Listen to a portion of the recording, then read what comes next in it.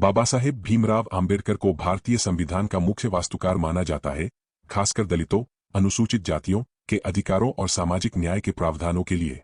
अगर हम कल्पना करें कि वे संविधान लिखने या उसमें योगदान देने में असमर्थ होते, चाहे स्वास्थ्य, राजनीतिक कारणों या किसी अन्य वजह से, तो भारत की दलित समुदाय की स्थिति पर गहरा असर पड़ता। मैं इसे ऐतिहासिक संदर्भ, सामाजिक वास्तविकताओं और संभावित परिणामों के आधार पर समझाने की कोशिश करूंगा। ध्यान दें, यह पूरी तरह से कल्पनाशील है, क्योंकि इतिहास में कई कारक शामिल होते हैं।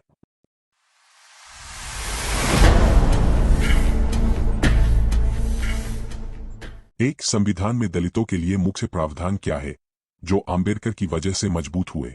आम्बेडकर ने संविधान सभा में दलितों की आवाज बुलंद की। अनुच्छेद 17 ने छुआछूत को अपराध घोषित किया, अनुच्छेद 15 और 16 ने भेदभाव पर रोक लगाई, और आरक्षण, रिजर्वेशन की व्यवस्था की गई ताकि शिक्षा, नौकरियों और राजनीति में दलितों को प्रतिनिधित्व मिले। अगर आम्बेडकर न होते, तो ये प्रावधान कमजोर या अनुपस्थित हो सकते थे।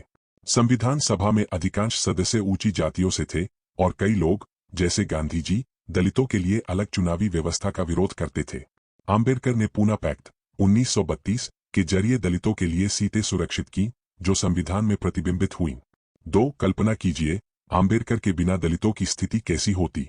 सामाजिक भेदभाव और हिंसा में वृद्धि, बिना संवैधानिक सुरक्षा के छुआछूत और जातिगत अत्याचार जारी रहते।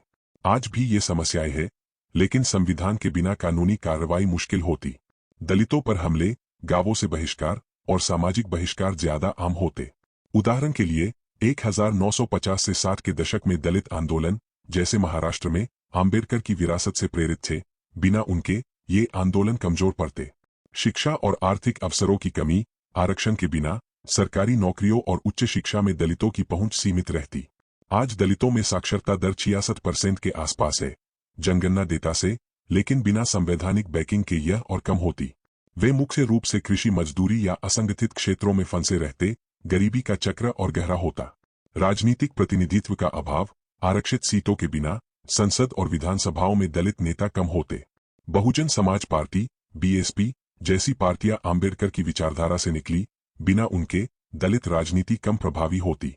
परिणामस्वरूप दलितों की मांगे, जैसे भूमि सुधार, अनसुनी रहती।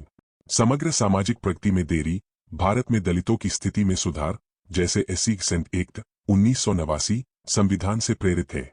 बिना आम्बेडकर के संविधान ज्यादा रूढ़िवादी होता, शायद ब्रिटिश कालीन कानूनों पर आधारित, और दलितों को अछूत मानने वाली प्रथाएं लंबे समय तक चलती। अंतर्राष्ट्रीय स्तर पर भी भारत की छवि एक जातिगत गुलामी वाले देश की होती, जो विकास को प्रभावित करता।